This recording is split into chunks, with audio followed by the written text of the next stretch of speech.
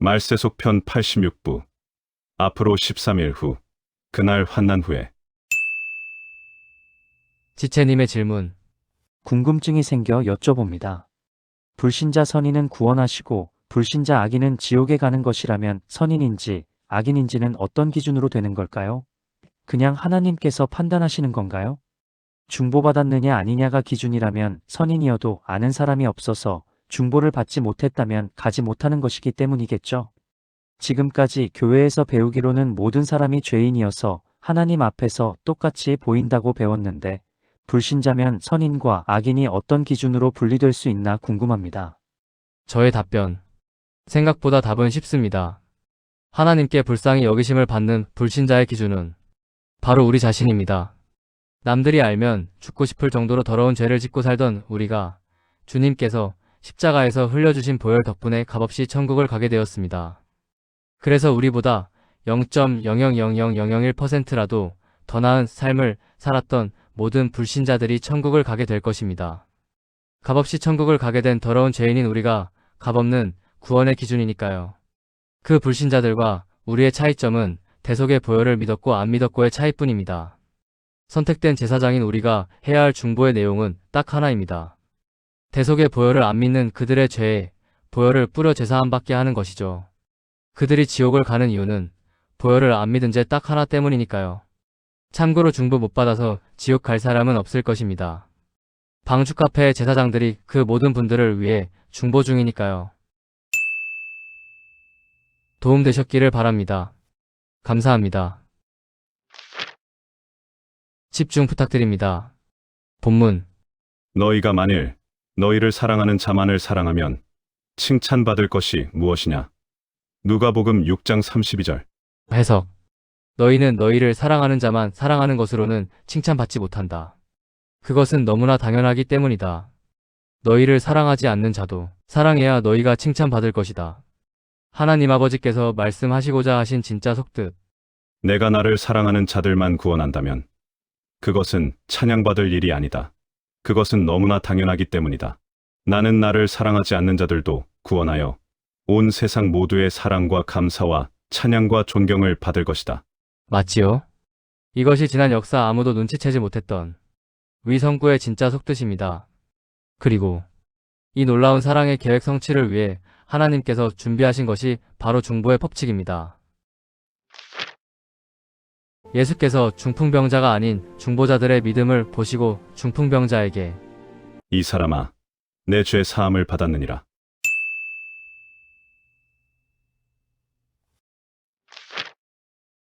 믿는 자든 믿지 않는 불신자든 상관없이 모든 죄인을 구하기를 원하시어 천국의 문을 활짝 열어놓으신 중보의 법칙 아래에서 다음과 같은 새빨간 거짓말을 하는 사람들은 더 이상 설 자리가 없는 것입니다.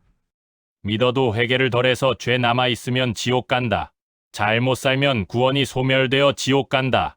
그러니 열심히 거룩을 추구하고 죄를 짓지 말아야 천국을 갈 수 있다. 상식적으로 생각해보세요. 진짜로 하나님의 뜻이 위와 같다면 하나님께서 성도들의 진심 어린 영원한 찬양과 사랑과 감사와 존경을 받으실 수 있을까요? 위 내용은 사랑도, 선물도, 은혜도 아니라 지옥 불못을 가지고 하는 협박입니다. 사역자의 탈을 쓴 눈먼 자들을 이용한 사탄의 속임수라는 뜻입니다. 위 주장을 하는 사람들은 자신들이 의도했건 안 했건 모든 인간들을 지옥으로 끌고 가려 하는 사탄의 성공을 위해 열심히 일하는 중인 것입니다. 저 주장을 하는 모든 자들이 단 한 명도 빠짐없이 뒤에 남게 될 것입니다. 프롤로그. 드디어 요엘 선지자가 예언한 그만일 시기 지나갔습니다. 여호와의 크고 두려운 날이 이르기 전에 해가 어두워지고 달이 핏빛같이 변하려니와. 요엘 2장 31에서 32절.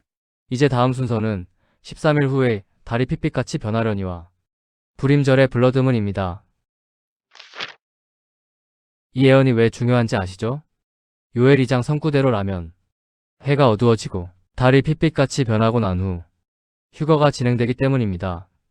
여호와의 크고 두려운 날이 이르기 전에 해가 어두워지고 달이 핏빛같이 변하려니와. 누구든지 여호와의 이름을 부르는 자는 구원을 얻으리니 이는 나 여호와의 말대로 시온 산과 예루살렘에서 피할 자가 있을 것이며 남은 자 중에 나 여호와의 부름을 받을 자가 있을 것임이니라. 요엘 2장 31에서 32절. 여호와의 크고 두려운 날이 이르기 전에 해가 어두워지고 금환일씩 달이 핏빛같이 변하려니와 블러듬은 누구든지 여호와의 이름을 부르는 자는 구원을 얻으리니 가나안 땅 진입. 이 유월절이 하나님의 나라에서 이루기까지 포도주를 다시 먹지 아니하리라. 은혜 시대 마지막 유월절. 제 추측이 맞든지 안 맞든지 다음 달에 다가오는 니산 11이 말세 특집의 종료일입니다. 더 이상 추적을 할 것이 없기 때문입니다. 하늘 달력 1월 10일인 니산월 10일의 모형과 본체. 6번째 봉인. 여호와의 크고 두려운 날이 이르기 전에 해가 어두워지고 달이 핏빛같이 변하려니와 누구든지 여호와의 이름을 부르는 자는 구원을 얻으리니 남은 자 중에 나 여호와의 부름을 받을 자가 있을 것임이니라. 7번째 봉인. 여호와의 크고 두려운 날 마지막 1년. 금환일식이 끝났으니 오늘부터 13일 후에 핏빛달의 카운트다운을 새로이 시작합니다. 여호와의 크고 두려운 날이 이르기 전에 해가 어두워지고 달이 핏빛같이 변하려니와 요엘 2장 31에서 32절. 요엘의 블러듬은 앞으로 13일 남았습니다. 챕터 1. 그날 환난 후에 하나님이 모든 것을 지으시되 때를 따라 아름답게 하셨고 또 사람들에게는 영원을 사모하는 마음을 주느니라. 그러나 하나님이 하시는 일의 시종을 사람으로 측량할 수 없게 하셨도다. 전도서 3장 11절. 해석. 하나님께서 사람으로 하여금 영원을 사모하는 마음을 주셨지만 사람이 하나님이 하시는 일의 시작과 끝을 깨닫지는 못하게 하셨다. 붉은색의 내용을 기억하시기 부탁드립니다. 하나님이 하시는 일의 시작과 끝을 사람으로 측량할 수 없게 하셨도다. 전도서 3장 11절. 여러분은 오늘 위성구의 정확한 뜻을 깨닫게 되실 것입니다. 성경을 수없이 읽는 과정이 어느 시점에 도달하면 갑자기 전에 안 보이던 비밀들이 계속 쉴 새 없이 눈에 보이며 열리는 것을 경험하기 시작합니다. 성경을 읽을 때마다 말이죠. 제가 경험한 것 중 대표적인 것이 다음의 사실입니다. 예수 그리스도께서 말씀하신 세상의 끝은 팩보자 심판입니다. 하지만 제자들이 생각하던 세상의 끝은 이스라엘을 구하러 오시는 왕의 재림의 때입니다. 즉, 예수 그리스도께서는 인류 역사의 7,000년의 끝을 세상의 끝으로 말씀하고 계시는데 제자들은 인류 역사의 6,000년의 끝에 벌어지는 일을 세상의 끝이라고 착각하고 있었다는 이야기입니다. 이 사실을 증명하는 대표적인 선구가 바로 이것입니다. 그날 환난 후에 즉시 해가 어두워지며 달이 빛을 내지 아니하며 별들이 하늘에서 떨어지며 하늘의 권능들이 흔들리리라.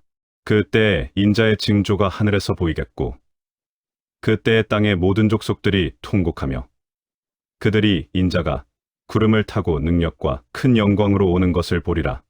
마태복음 24장 29에서 30절.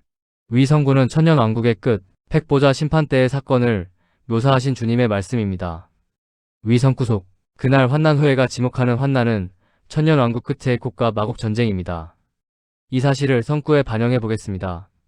그날 곡과 마곡 전쟁 후에 즉시 해가 어두워지며 달이 빛을 내지 아니하며 별들이 하늘에서 떨어지며 하늘의 권능들이 흔들리리라. 그때에 인자의 징조가 하늘에서 보이겠고 그때에 땅의 모든 족속들이 통곡하며 그들이 인자가 구름을 타고 능력과 큰 영광으로 오는 것을 보리라. 마태복음 24장 29에서 30절. 그동안 여러분은 성경학자들로부터 위성구를 7년 환란 끝의 왕의 재림 또는 휴거 때의 장면이라고 배워왔을 것입니다. 절대로 그렇지 않습니다. 지금부터 집중 부탁드립니다. 위성구 속의 다음 문장을 주목하세요. 땅의 모든 족속들이 통곡하며. 구름 타고 오는 주의 모습을 보며 땅의 모든 족속들이 통곡하는 이유는 부활한 자신들이 곧 지옥 불못으로 던져질 거라는 사실을 팩보자 심판대 앞에서 깨닫게 되기 때문입니다. 계시록 20장 12에서 15절 팩보자 심판 참조. 이 장면을 묘사한 다음 그림을 보세요. 맞지요?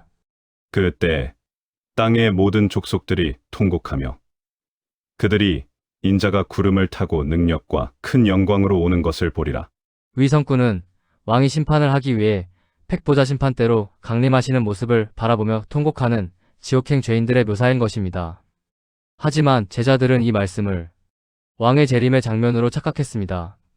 그래서 사도 마태는 왕의 재림 때 벌어지는 사건 사이에다 뜬금없이 위에 백보자 심판 강림 모습에 성구를 넣어버린 것입니다.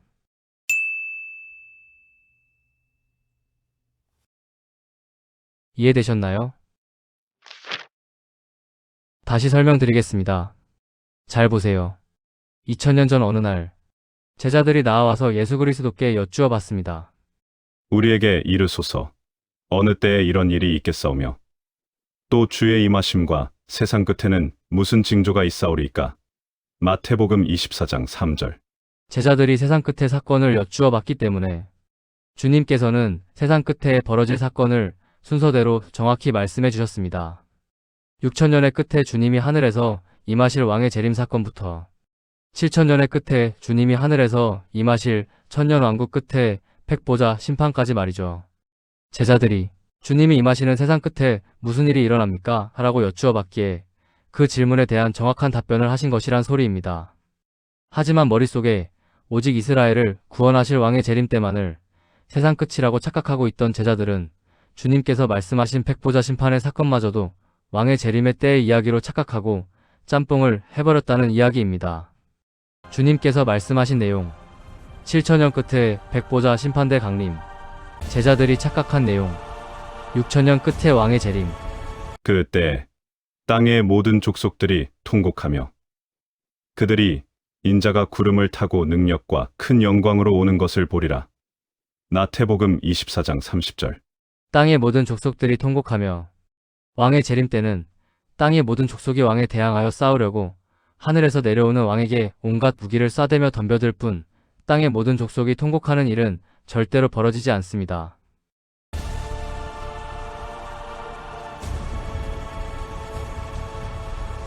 잘 보세요.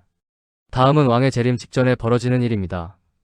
그들은 귀신의 영이라 이적을 행하여 온 천하 왕들에게 가서 하나님 곧 전능하신 이의 큰 날에 있을 전쟁을 위하여 그들을 모으더라. 새 영이 히브리어로 아마겟돈이라 하는 곳으로 왕들을 모으더라. 요한계시록 16장 14-16절. 맞지요? 모든 족속이 왕의 재림을 막으며 대항하는 전쟁을 하려고 아마겟돈으로 모입니다. 재림하는 왕을 맞이하며 통곡하려 모이는 상황이 아닌 것입니다. 이처럼 조금만 자세히 살펴보면 알 수 있는 사실을 성경학자들이 알아보지를 못하고 팩보자 심판 때를 묘사한 이 성구를 왕의 재림 때 또는 휴거 때의 상황으로 착각하고 있습니다. 이러한 성경학자들의 잘못된 해석이 만들어낸 결과가 성도들이 7년 환란을 통과하고 휴거된다는 환란 통과설입니다. 그날 환난 후에가 지목하는 환난의 정체를 7년 환란이라고 착각했기 때문입니다. 환란 전에 자신의 자녀들을 보호하시며 싹 다 데려가시는 하나님의 사랑을 전해야 할 분들이 하나님이 자신의 자녀들을 환란에 던져 넣어 믿음을 확인하고야 데려가시는 나쁜 아버지라고 모함을 하고 있는 것입니다. 이 모든 것이 그날 환난 후에 라는 문장의 정체를 몰랐기 때문에 일어난 일입니다. 그날 환란 후에의 정체는 그날 콧과 마곡 전쟁 후에입니다. 또한 어떤 성경학자들은 다음과 같은 주장을 하고 있습니다. 다음의 두 성구가 같은 사건을 묘사한 것이라고 말이죠. 그날 환난 후에 즉시 해가 어두워지며 달이 빛을 내지 아니하며 별들이 하늘에서 떨어지며 하늘의 권능들이 흔들리리라. 마태복음 24장 29절. 내가 보니 여섯째 인을 떼실 때에 큰 지진이 나며 해가 검은 털로 짠 상복같이 검어지고 달은 온통 피같이 되며 계시록 6장 12절. 질문드립니다. 이 두 가지 묘사가 같은 상황의 묘사로 보이시나요? 마태복음 24장 해가 어두워지며 달이 빛을 내지 아니하며 계시록 6장 해가 검은 털로 짠 상복같이 검어지고 달은 온통 피같이 되며 이해하기 쉽게 그림으로 보여드리겠습니다. 마태복음 24장 해가 어두워지며 달이 빛을 내지 않으며 계시록 6장 해가 검어지며 달이 온통 피같이 되며 아직도 이 두 개의 성구가 같은 상황의 묘사로 보이시는 분? 위 두 개의 성구는 같은 사건이 아니라 천년의 간격을 두고 벌어지는 사건입니다. 해와 달 이야기이니 이건 무조건 같은 사건이다. 바퀴가 두 개 달린 것은 무조건 자전거이다. 이제 뭐가 문제인지 아시겠지요? 이렇듯이 비슷해 보이기만 하면 무조건 같은 사건이라고 속단하며 성경을 해석하고 있기에 계시록의 타임라인이 꽈배기가 된 것입니다. 위의 착각이 가져온 결과물은 다음과 같습니다. 7년 환란은 6번째 봉인 때 시작된다. 절대로 그렇지 않습니다. 정답을 말씀드립니다. 7봉인이 7년 환란이고 7년 환란의 6번째 해가 6번째 봉인입니다. 지금은 7년 환란의 6번째 해이며 6번째 봉인의 5번째 달입니다. 6번째 봉인. 여호와의 크고 두려운 날이 이르기 전에 해가 어두워지고 달이 핏빛같이 변하려니와 누구든지 여호와의 이름을 부르는 자는 구원을 얻으리니 남은 자 중에 나 여호와의 부름을 받을 자가 있을 것임이니라. 7번째 봉인. 여호와의 크고 두려운 날 마지막 1년. 6째 봉인. 내가 보니 6째 인을 떼실 때 해가 검은 털로 짠 상복같이 검어지고 달은 온통 피같이 되며 남은 자들의 휴거 하늘의 별들이 무화과 열매처럼 떨어지고 각 산과 섬이 제자리에서 옮겨짐에 보좌에 앉으신 이의 얼굴에서와 그 어린 양의 진노에서 우리를 가리라. 그들의 진노의 큰 날이 이르렀으니 누가 능히 서리요. 7째 봉인. 진노의 큰 날 시작. 다시 마태복음의 성구를 보시겠습니다. 그때의 땅의 모든 족속들이 통곡하며 그들이 인자가 구름을 타고 능력과 큰 영광으로 오는 것을 보리라. 마태복음 24장 29에서 30절. 땅의 모든 족속들이 통곡하며 위의 장면을 왕의 재림 때가 아닌 휴거 때 주님의 공중 강림의 장면으로 해석하는 사람들도 있습니다. 절대로 그렇지 않습니다. 휴거 때도 땅의 모든 족속이 통곡하는 일은 벌어지지 않습니다. 러시아, 이란, 북한, 중국 등의 나라 사람들이 휴거 장면을 목격하고 통곡할 것이라고 생각되시는 분 손들어 보세요. 이제 얼마나 아무 생각 없는 해석들이 세상에 난무하는지 아시겠지요? 휴거 때 땅에서 통곡하는 자들은 값없이 선물로 주신 하나님의 구원에 불순종하고 대가를 치르고 천국 가려다가 뒤에 버려진 자들 외에는 없습니다.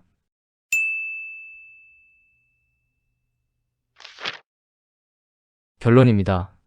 그날 환난 후에 그때의 땅의 모든 족속들이 통곡하며 그들이 인자가 구름을 타고 능력과 큰 영광으로 오는 것을 보리라. 마태복음 24장 29에서 30절. 위 성구는 천년왕국의 끝에 쿡과 마곡전쟁이라는 환난이 끝난 후 7천년 역사 모든 악인들이 부활하여 팩보자 심판을 하려고 하늘에서 내려오는 왕을 바라보면서 통곡하는 장면의 묘사입니다. 천년왕국 끝. 곡과 마곡 전쟁. 그날 환난 후에 백보자 심판 시작. 주님께서 말씀하신 세상 끝. 다들 이해되셨지요? 주님이 말씀하신 세상의 끝은 7천년의 끝, 제자들이 생각하던 세상의 끝은 6천년의 끝. 이 사실을 모르기 때문에 지금도 성경학자들이 네 말이 틀리네 내 말이 맞네 하면서 쥐어뜯고 싸우는 것입니다. 이제 다 함께 생각해 봅시다. 사도 마태는 시점을 착각하여 7년 환란 때 벌어지는 사건 기록 한복판에 팩보자 심판 때 벌어지는 일을 기록해 놨습니다. 기록자의 실수가 성경에 그대로 반영돼서 기록되어 있는 것입니다. 이 사실은 성경 기록의 신빙성에 흠이 있는 것을 말하는 것일까요? 아닙니다. 이것은 다음 성구의 성취입니다. 하나님이 하시는 일의 시종, 시작과 끝을 사람으로 측량할 수 없게 하셨도다. 전도서 3장 11절. 사도 마태의 실수는 사실상 실수가 아니라 하나님이 하시는 일의 시작과 끝을 인간이 측량하지 못하도록 만든 장치 중 하나였던 것입니다. 분명히 성경은 기록자들이 어떤 실수를 했든지 상관없이 1.1획도 틀림없이 하나님께서 원하시는 방향을 정확하게 반영하고 있다는 소리입니다. 이 모든 실수들이 정정되어 완벽한 성경이 완성되는 때는 천년왕국 때입니다. 66권의 성경은 천년왕국 때에 가서 천년왕국 때 벌어지는 모든 사건과 천년왕국 때 진행되는 영원한 세상의 예언의 내용이 추가된 11권의 성경이 합쳐져서 77권으로 완성될 것이라고 저는 확신하고 있습니다. 또한 저는 이 성경의 완성의 마지막 때의 증인으로 선택된 선지자들이 구성원으로 참여하게 될 것을 믿고 있습니다.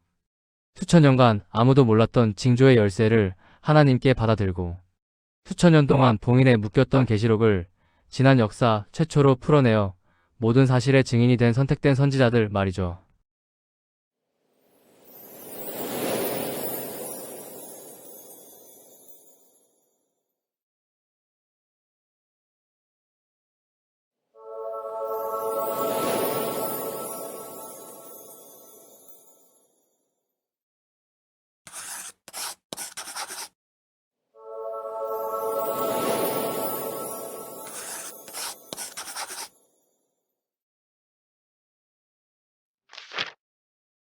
여러분은 지금 2000년간 감추어졌었던 봉인의 해제를 보고 계시는 중입니다. 제자들이 하나님의 뜻에 의하여 세상의 끝 지점을 착각했다는 사실의 또 하나의 증거를 보여드리겠습니다. 그러나 주의 날이 도둑같이 오리니 그 날에는 하늘이 큰 소리로 떠나가고 물질이 뜨거운 불에 풀어지고 땅과 그 중에 있는 모든 일이 드러나리로다. 그 날에 하늘이 불에 타서 풀어지고 물질이 뜨거운 불에 녹아지려니와 우리는 그의 약속대로 의가 있는 곳인 새 하늘과 새 땅을 바라보도다. 베드로후서 3장 10절. 주의 날이 도둑같이 오리니 새 하늘과 새 땅을 바라보도다. 집중 부탁드립니다. 그러나 주의 날이 도둑같이 오리니 그 날에는 하늘이 큰 소리로 떠나가고 물질이 뜨거운 불에 풀어지고 땅과 그 중에 있는 모든 일이 드러나리로다. 베드로후서 3장 10절. 위성구 속 도둑같이 오는 주의 날은 성도들이 기다리는 휴거의 날입니다. 하지만 하늘이 큰 소리로 떠나가고 물질이 뜨거운 불에 풀어지고 땅과 그 중에 있는 모든 일이 드러나는 사건은 휴거로부터 1000년 후 7000년의 역사가 끝나고 팩보자 심판과 옛 하늘과 땅이 없어질 때의 사건인 것입니다. 성경을 펴시고 위의 성구를 자세히 보세요. 위 언급 직후 바로 새 하늘과 새 땅의 언급이 따라오죠. 맞지요? 휴거, 백보자 심판, 옛 하늘과 옛 땅 사라짐, 새 하늘과 새 땅 임함. 사도 베드로는 위의 모든 사건을 한 시점에 벌어지는 사건으로 착각하고 있었던 것입니다. 베드로도 천년 왕국의 존재를 새까맣게 모르고 있었다는 소리입니다. 이렇게 된 이유는 주님께서는 7000년의 끝을 세상 끝으로 하여 말씀하셨는데 제자들은 왕의 공중강림과 재림을 세상 끝으로 착각한 상태로 들어서입니다. 사도들은 위의 착각을 넘어서 공중강림 사건과 재림 사건을 같은 사건으로 착각했을 가능성까지도 여기서 보이는 것입니다. 다시 말씀드립니다. 이렇게 된 이유는 다음 성구의 성취입니다. 하나님이 하시는 일의 시종을 사람으로 측량할 수 없게 하셨도다. 전도서 3장 11절. 하나 더 보여드릴까요? 볼지어다. 그가 구름을 타고 오시리라. 각 사람의 눈이 그를 보겠고 그를 찌른 자들도 볼 것이요.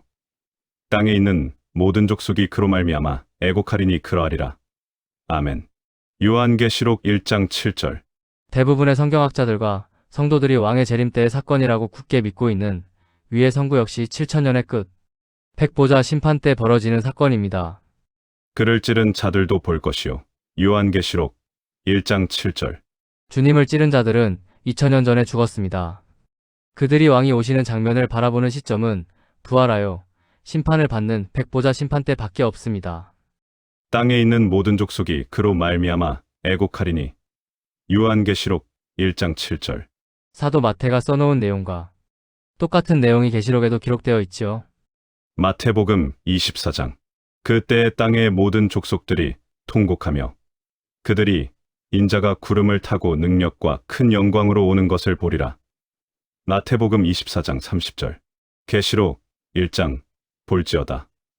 그가 구름을 타고 오시리라. 땅에 있는 모든 족속이 그로 말미암아 애곡하리니. 요한계시록 1장 7절. 두 성구의 공통점 1. 인자가 구름을 타고 오심 2. 땅의 모든 족속이 애통해 함. 마태복음과 계시록의 두 성구가 쌍둥이 같이 똑같지요. 땅의 모든 족속들이 통곡하는 장면이 진행되는 저 시점은 7000년의 끝 팩보자 심판 때뿐입니다. 여기서 우리는 한 가지 사실을 분명히 알 수 있습니다.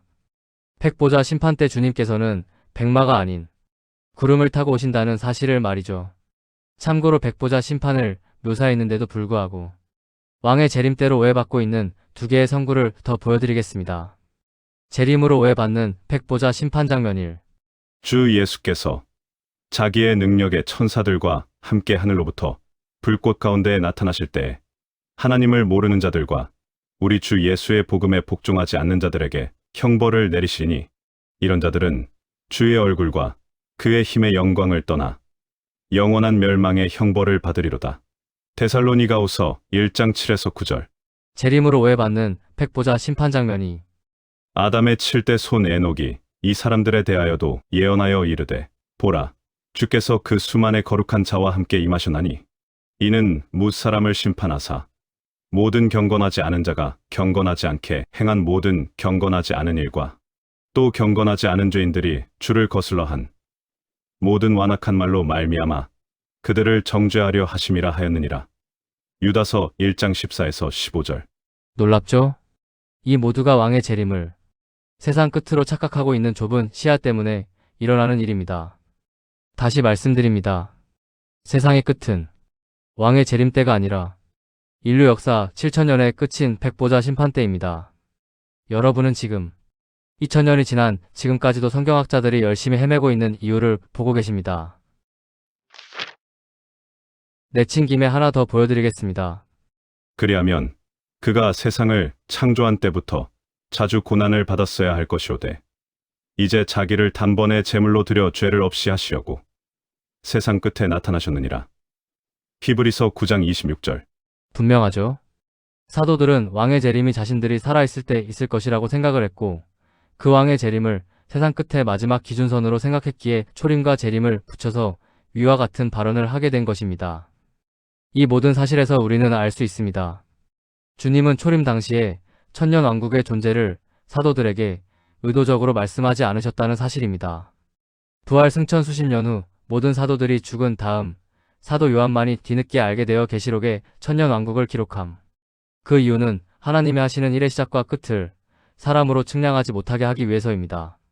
왜인지 아세요? 하나님의 계획을 사탄이 눈치채면 안 되기 때문입니다. 이것은 저의 추측이 아닙니다. 분명히 성경에 써있는 사실입니다. 같이 보시죠. 그러나 우리가 온전한 자들 중에서는 지혜를 말하노니 이는 이 세상의 지혜가 아니요 또 이 세상에서 없어질 통치자들의 지혜도 아니요 오직 은밀한 가운데 있는 하나님의 지혜를 말하는 것으로서 곧 감추어졌던 것인데 하나님이 우리의 영광을 위하여 만세 전에 미리 정하신 것이라.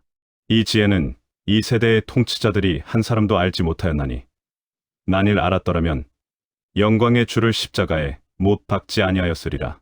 고린도전서 2장 7에서 8절. 위성구에 감추어져 있던 하나님의 지혜의 정체가 무엇일까요? 바로 대부분의 사람들을 지옥으로 던져버리는데 성공한 사탄의 승리를 마지막 순간의 순식간의 대역전을 통해 대부분의 사람들을 천국으로 채워오는 반전의 승리를 할 중보의 법칙인 것입니다.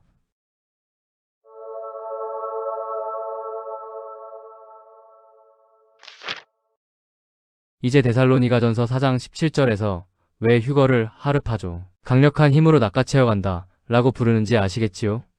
그 후에 우리 살아남은 자들도 그들과 함께 구름 속으로 끌어올려 공중에서 주를 영접하게 하시리니 그리하여 우리가 항상 주와 함께 있으리라.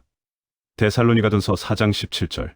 휴거는 사탄 때문에 억울하게 지옥의 운명이 확정된 불신자들을 도둑같이 오신 주님께서 낚아채어 천국으로 데려가시는 사건이기 때문입니다. 하르파조.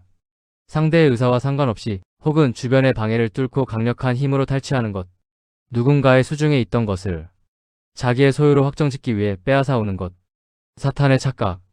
천국 갈 사람들의 숫자는 하나님을 믿고 구원받은 자들로서 그 숫자가 극히 적다고 알고 있는 것. 진짜 상황. 믿고 구원받은 선택된 제사장들 뿐만 아니라 이들의 중보를 통해 구원받은 불신자들까지 천국에 가게 됨. 문맥을 다시 자세히 보세요. 이 지혜는 이 세대의 통치자들이 한 사람도 알지 못하였나니 만일 알았더라면 영광의 주를 십자가에 못 박지 아니하였으리라. 고린도전서 2장 8절. 위성구의 의미는 주님의 보혈이 중보의 법칙을 성취시켜 세상 모든 자들을 구원하려는 하나님의 지혜임을 사탄이 눈치챘다면 주님을 십자가에 못 박지 않았을 것이란 뜻인 것입니다. 제가 장황하게 설명을 드린 이유를 말씀드리겠습니다. 여러분이 참으로 진리를 깨닫기 원하신다면 신학을 너무 신뢰하지는 마시라는 이야기입니다. 신학은 누군가의 머리에서 나온 해석일 뿐 하나님의 말씀이 아닙니다. 누군가의 해석인 신학 속에는 맞는 이야기와 틀린 이야기가 뒤죽박죽 섞여 있는 것입니다. 인간의 생각이 아닌 진정한 순도 100%의 키스인 하나님의 말씀은 누군가의 설교가 아닌 오직 당신의 손에 들려있는 성경뿐입니다. 당신이 진정으로 진리를 정확히 알고 싶다면 본인의 눈으로 직접 하나님의 말씀을 열심히 읽어야 한다는 소리입니다.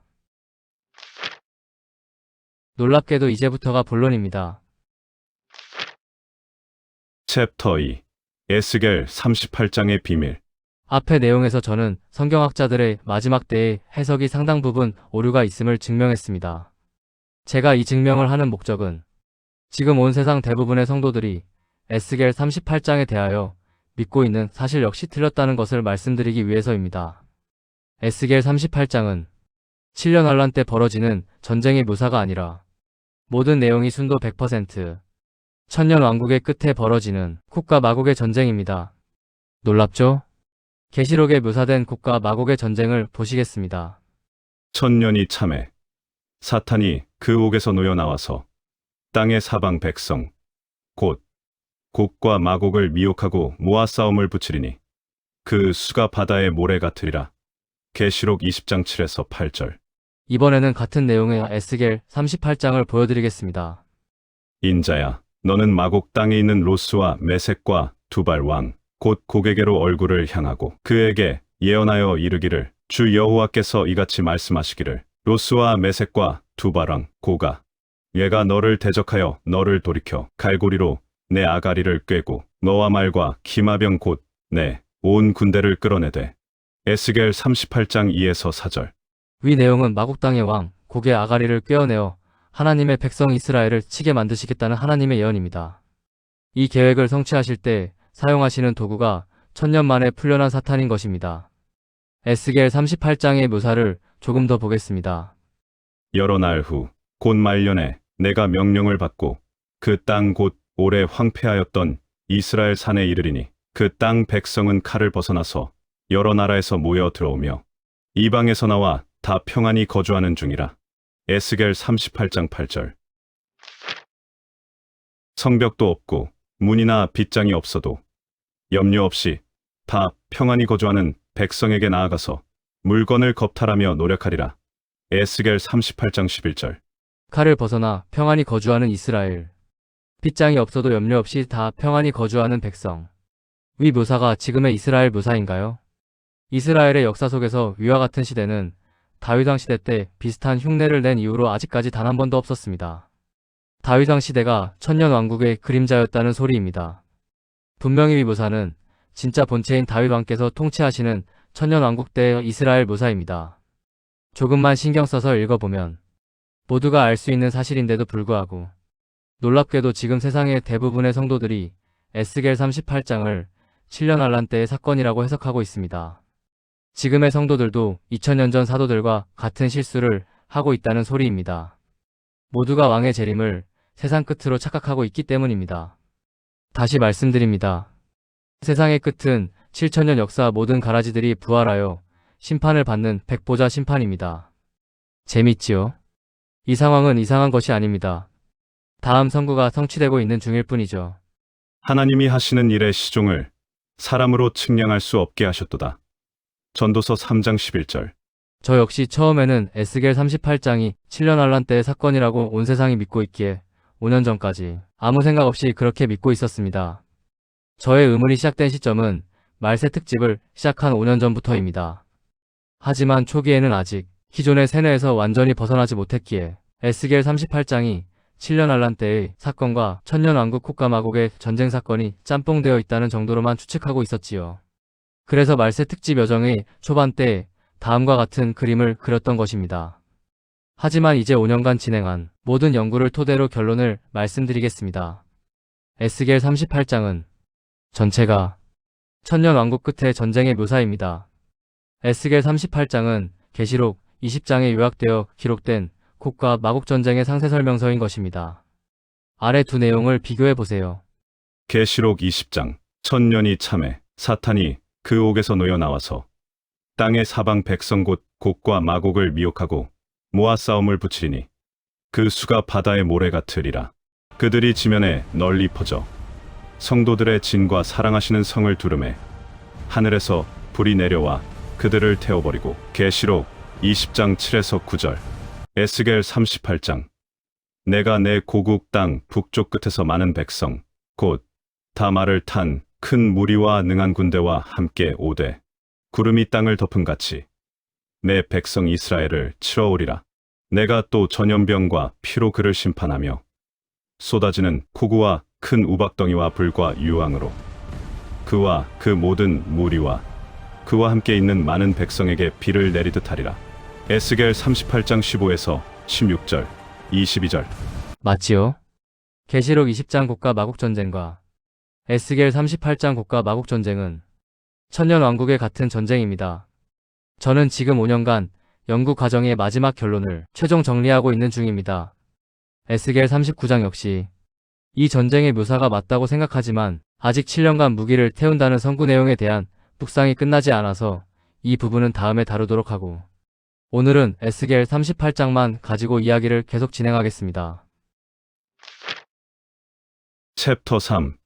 위대한 승리. 최근의 포스트에서 저는 다음의 두 가지 그림을 보여드렸습니다.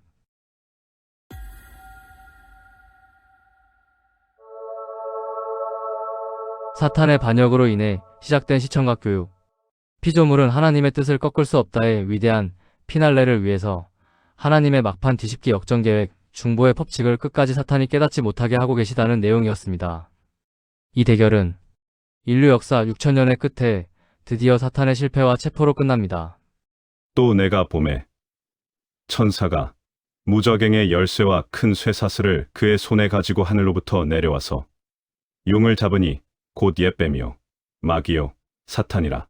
잡아서 1000년 동안 결박하여 무저갱에 던져 넣어 잠그고 그 위에 임봉하여 1000년이 차도록 다시는 만국을 미혹하지 못하게 하였는데 그 후에는 반드시 잠깐 놓이리라. 계시록 20장 1에서 3절. 위 상황의 사탄은 진짜 스코어를 깨닫게 되어 좌절에 빠진 상태입니다. 자신이 지옥으로 보낸 인류 역사 인간들 대부분을 하나님께서 중보의 법칙을 통해 구원하여 천국으로 데려가셨다는 놀라운 사실 말이죠. 하나님은 모든 사람이 구원을 받으며 진리를 아는 데에 이르기를 원하시니라. 디모데전서 2장 4절. 하나님은 농담을 하셨던 것이 아닌 것입니다. 하지만 이제부터 우리의 또 다른 의문이 시작됩니다. 6천년 만에 중보의 법칙을 통해 하나님의 승리로 이 게임은 끝이 났는데 왜 사탄은 1000년 후에 다시 또 풀려나는 것일까요? 심지어 자신이 이 게임에서 완전히 졌다는 것을 아는 사탄이 풀려난 즉시 아주 열심히 세상을 미혹하여 전쟁을 일으킵니다. 지가 아무리 발버둥을 쳐도 아무 소용이 없다는 것을 알고 있을 텐데 말이죠. 이유가 무엇일까요? 답은 딱 하나입니다. 하나님께서 사탄이 이길 기회를 마지막으로 한 번 더 주신 것입니다. 이번에는 모든 인간을 지옥으로 끌고 가는 것이 아닌 다음 하나님의 영원한 계획을 무산시켜 보라고 말이죠. 세계가 다 내게 속하였나니 너희가 내 말을 잘 듣고 내 언약을 지키면 너희는 모든 민족 중에서 내 소유가 되겠고 너희가 내게 대하여 제사장 나라가 되며 거룩한 백성이 되리라. 너는 이 말을 이스라엘 자손에게 전할지니라. 출애굽기 19장 5에서 6절. 오직 너희는 여호와의 제사장이라 일컬음을 받을 것이라. 사람들이 너희를 우리 하나님의 봉사자라 할 것이며 너희가 이방 나라들의 재물을 먹으며 그들의 영광을 얻어 자랑할 것이니라. 이사야 61장 6절.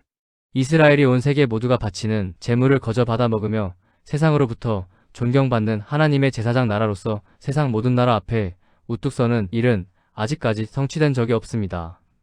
위 두 가지 약속은 천년 왕국 때 성취되는 약속입니다. 증거를 보여드리겠습니다.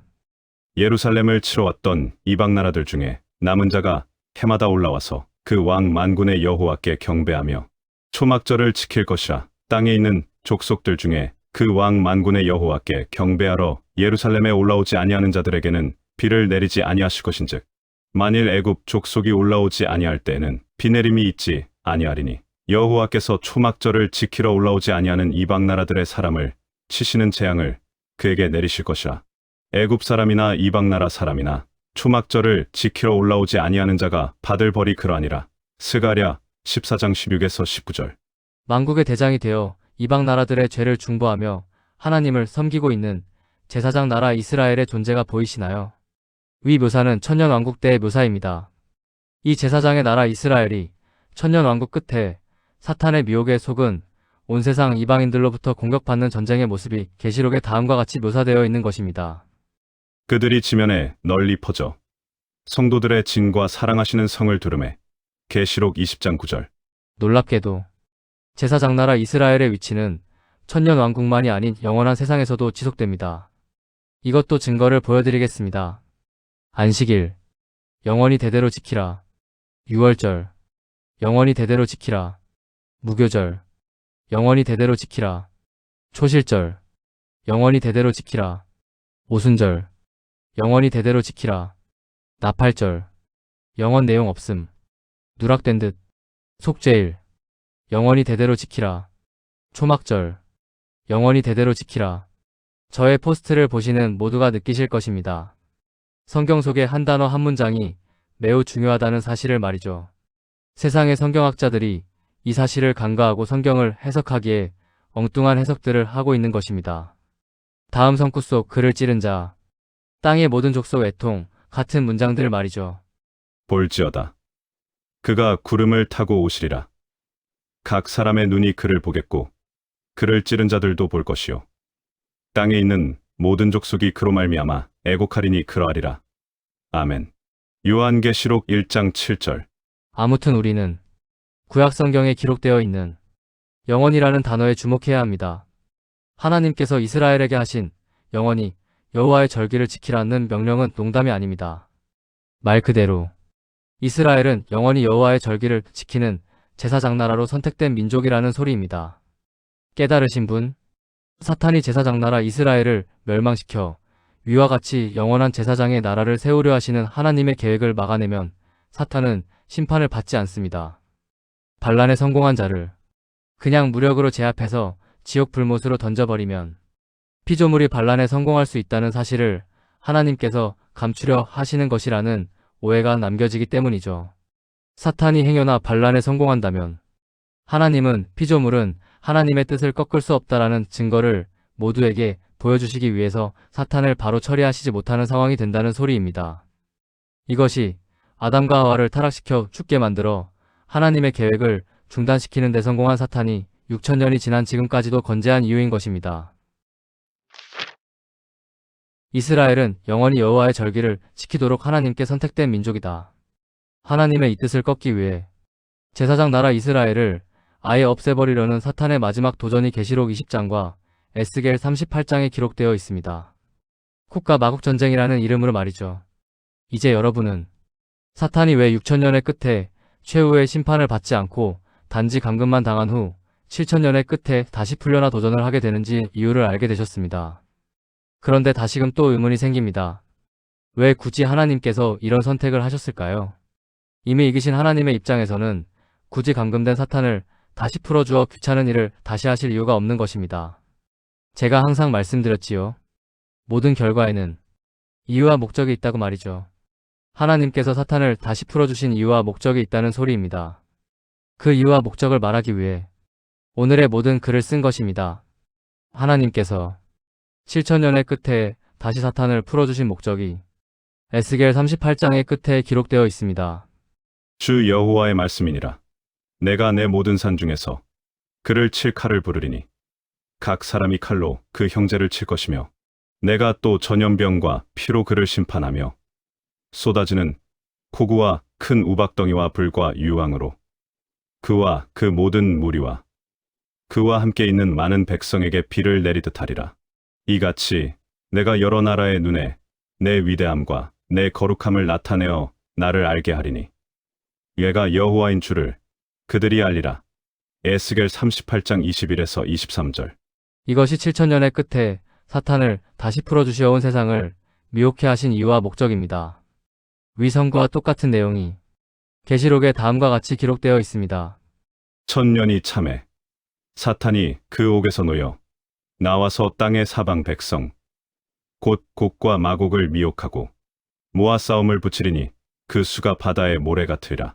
그들이 지면에 널리 퍼져 성도들의 진과 사랑하시는 성을 두르매 하늘에서 불이 내려와 그들을 태워버리고 또 그들을 미혹하는 마귀가 불과 유황못에 던져지니 거기는 그 짐승과 거짓 선지자도 있어 세세토록 밤낮 괴로움을 받으리라. 계시록 20장 7에서 10절.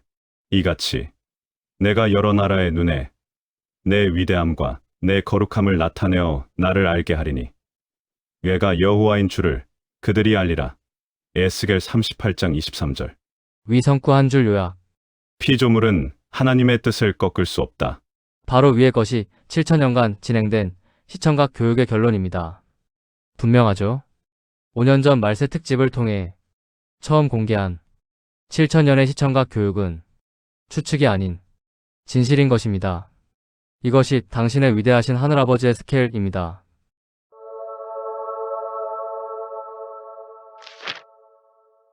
여섯 번째 봉인.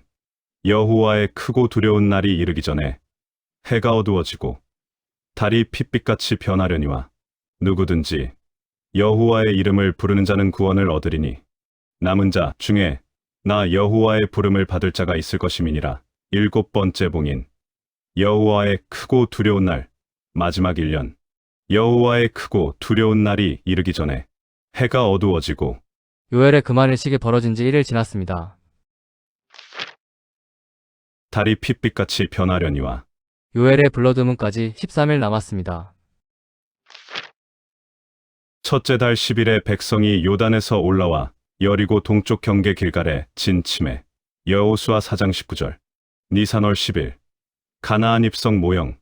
니산월 10일. 천국 입성 본체. 이스라엘이 천국의 예표인 가나안 땅에 입성한 니산월 10일까지 37일 남았습니다. 그리고 너희에게 이르노니 내가 포도나무에서 난 것을 이제부터 내 아버지의 나라에서 새 것으로 너희와 함께 마시는 날까지 마시지 아니하리라 하시니라. 마태복음 26장 29절. 내가 너희에게 이르노니 이 유월절이 하나님의 나라에서 이루기까지 포도주를 다시 먹지 아니하리라. 누가복음 22장 16절, 18절.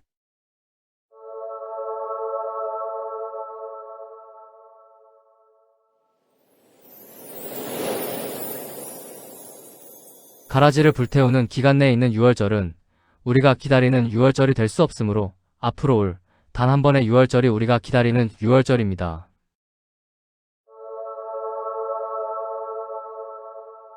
주님께서 2000년 만에 포도주를 함께 마시실 은혜시대 마지막 유월절까지 앞으로 42일 남았습니다.